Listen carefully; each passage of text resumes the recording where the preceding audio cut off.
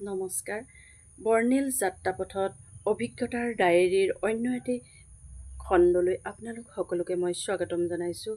আজিৰ মোৰ অনুভৱৰ বিষয় হ'ল পৰচৰ্চা এক ব্যাধি।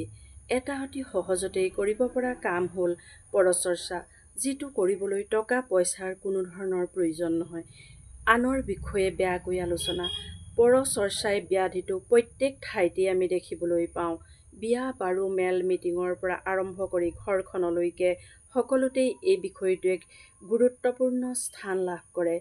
সুস্থ বাতাবৰণ সৃষ্টিত পৰচৰ্চাই বাধা দিয়ে, লগতে সামাজিক সম্বন্ধ সংহতি বৰ্তাই ৰখাটোই হেঙাৰ হিচাপেই দেখা দিয়ে। প্ৰত্যেক বস্তুৰেই ভাল বেয়া দুটা দিশ থাকে। ভাল বস্তু এটা অতিমাত্ৰা খালে যেনেকৈ স্বাস্থ্যৰ বাবে ভাল নহয়, ঠিক সেইদৰে ভাল বুলি ভবা ব্যক্তি এজনৰো ক'ৰবাত কিবা ভুল কুটি ৰৈ যোৱাটো স্বাভাৱিক। কিন্তু তেনে ব্যক্তিক সুন্দৰ দিহা পৰামৰ্শৰে ভাললৈ অনাতকৈ বৰঞ্চ আৰু বেয়াকৈ কৈ বিচলিত কৰাহে আমি দেখিবলৈ পাওঁ।